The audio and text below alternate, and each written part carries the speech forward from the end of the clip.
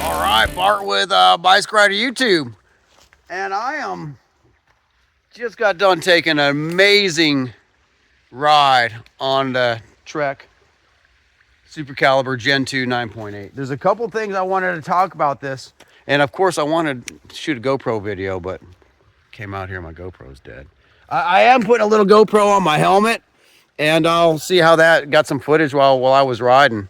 So we'll see how that works out. But this has been a kind of a wet, sloppy ride. You can see this right here. I'm muddy, and so is my bike. Now it's not.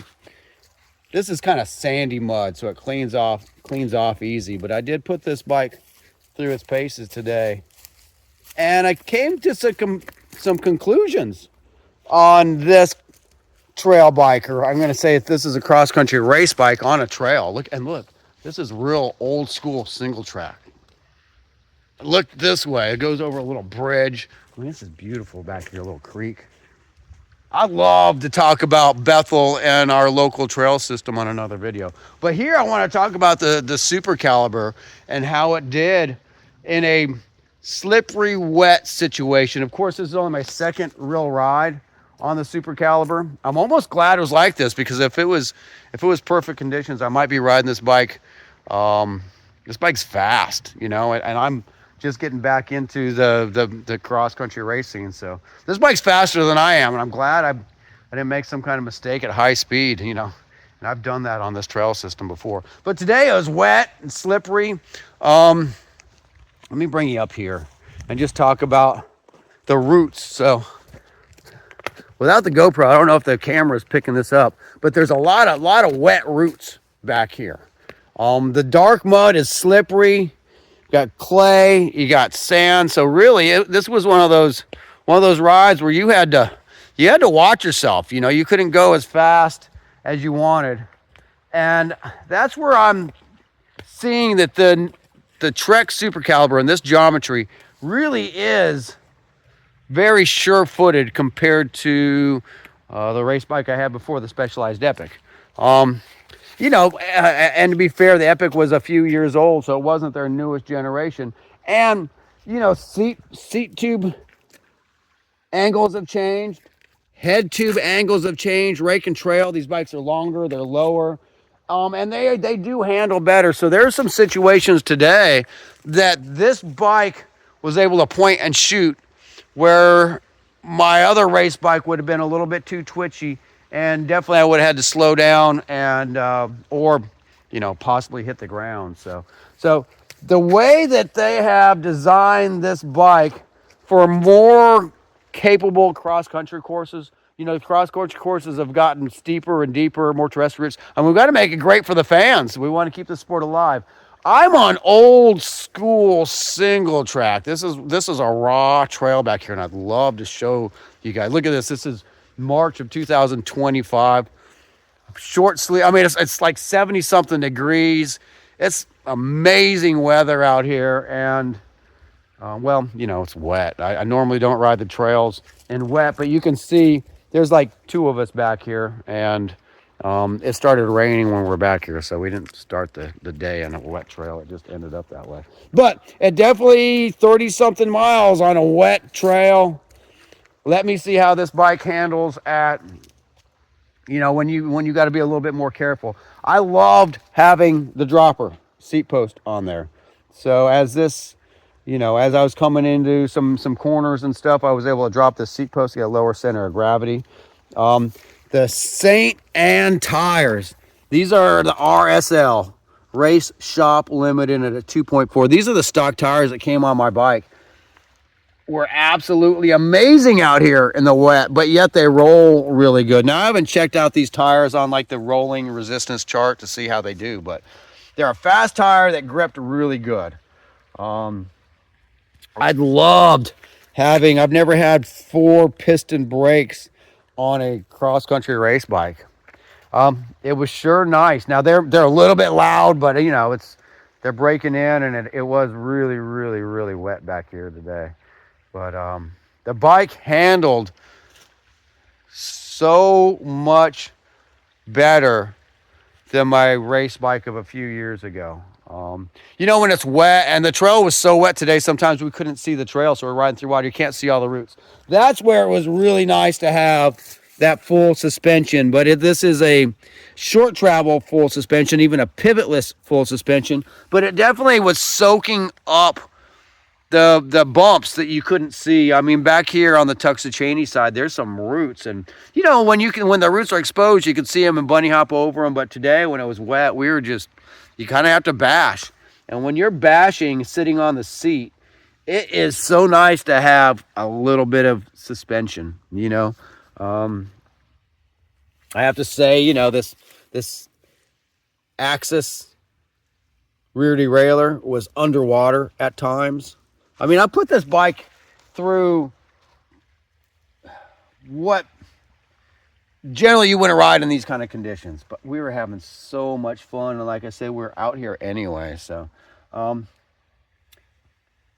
it worked perfectly. It literally was the perfect bike for today. I wouldn't, you know, I've been riding that Top Fuel. I like the Top Fuel, but it's a lot of bike for this trail system. It's heavier. This is a lightweight bike with just enough suspension to take the sting out. I was thinking about inertia. You know, I'm a 150-pound guy. I'm riding a bike that's about 7 pounds lighter than I was. So the inertia of going around a corner or something can pull me with it. With this bike, I'm able to control it so much better. I'm thinking if more people had cross-country race bikes, you know, something that's comfortable like this, they would be better riders. You know, I see so many people that I ride with, and I do help a lot of people out here that just have big, heavy, full suspension bikes, more suspension than you need out here on an old school single track like this. Now, I do think that the hardtail for someone that's 55 years old is a little harsh. You know, I mean, I am light on a bike. I know how to ride a mountain bike, and I can get over some roots and stuff that I see. You know, people that don't have my experience, you know, bash, and all that jarring is just going up their spine and into their neck and into their shoulders. Having just a little suspension, to me, is the key. Of course, I love carbon fiber, but, you know, when you get to be 55 years old, you should be able to, you know, afford yourself some nice toys. I say that as I own a bike shop and I'm going broke. But I love the mountain bike, so I mean, I'm going to spend a little bit of money on my gear, and this was definitely well worth it.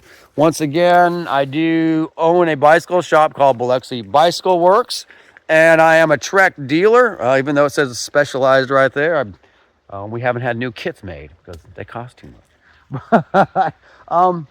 I get a deal on these bikes, and this one was something that Trek helped me set up on a EP discount, employee discount. And of course, I go to Trek University and I take all my courses, and then they help me even further on this bike because it was a scratch and dent. So thank you, Trek, because I wouldn't have been able to afford this kind of bike. But I see people coming to the bike shop spending all kinds of money on stuff, and thank God they do. But this would be a great investment. You know, I was just talking to someone at the trail, my friend Ray, you know, and he came and rode some of this on a Trek Dual Sport. You know, it's real new to this. And of course, he was getting beat up, and then he rode Pete's Supercaliber, and he's like, man, I want one of these. But I think you could still get the Gen 1 on sale. So the Gen 1 Supercaliber, I think, would make an amazing bike for him, rather than him, you know, if you start looking sometimes at the American market, you know, bigger, more is always better. Well, I can get 130 millimeters of suspension for the same price that you're getting 80. 80 is what you need sometimes. You know, you don't need the 130 or 140 and an extra 5 to 7 pounds of weight. So anyway, guys, I'm on my cell phone. I'm just about out of memory. I'll talk more about the Supercaliber, but just know we've had an awesome day out here at Bethel. If anybody wants to hire me to take them for a tour, bring a group down here with you, and I would love to show you this forest. It's absolutely amazing. Like, if you don't have old school single track, if all you have is machine built trails where you're at and you want to try old school single track, or the weather's just not conducive, like today was a very wet day, and look, it's still absolutely amazing out here. I could take a tour. I mean, I'm looking for other ways to make revenue, so I usually do this stuff for free, but I could make it worth you guys paying them a little bit to take a weekend tour, and I can get you set up as nice as you want. I have connections at all these cool hotels and restaurants, or I also have friends that have bed and breakfasts. I have stuff that you're not going to find on any website. You know, big table. We could have, you know, some home cooked stuff. I could make this awesome. Or if you want to camp, we can camp right here, and I cook steaks under the stars. I mean, I'd love to share this with you, and if I can make a few bucks over the weekend doing it, I'd be glad to do that. So the weather's perfect out here, Bethel. It gets high here in the summer, so now's the time. Hit me up. And if you got 4 or 5 of you guys and you want to come mountain biking for the weekend, mountain bike, gravel bike, beach bike, urban, you name it. We do it all around here in Biloxi. But this video is really about the Supercaliber and how it rides when you have to be nimble. This bike is nimble. This bike is very controllable. This bike is super nice.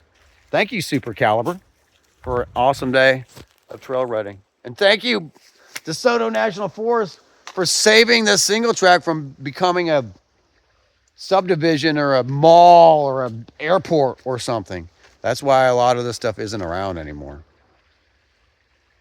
Anyway, Bart from Bicycle Rider YouTube, enjoying my Sunday afternoon out here doing some mountain biking.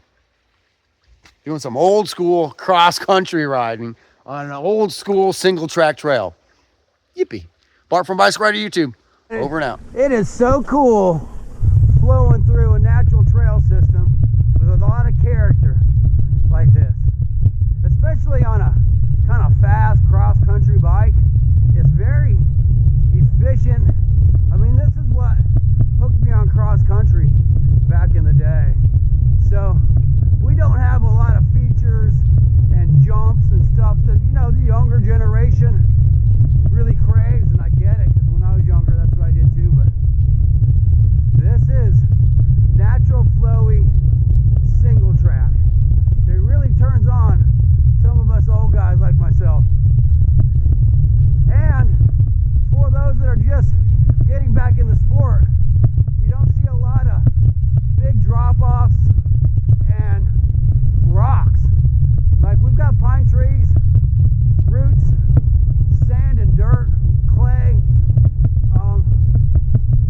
The consequences of making a mistake out here are a lot less than the consequences of making a mistake on some of the trails out west.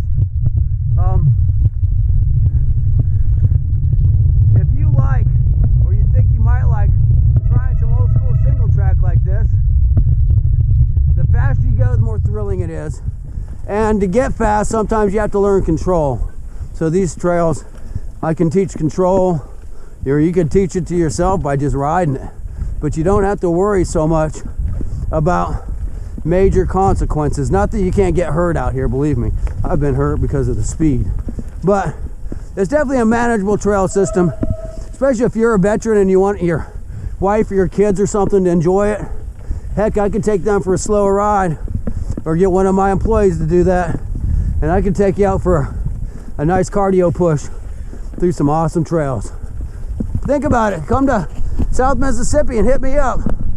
Bart from Bicycle Rider YouTube. I would love to guide, affordable guide, and I believe me, I can set up an awesome weekend, as plush or as basic as you want. Custom tours. I love that idea.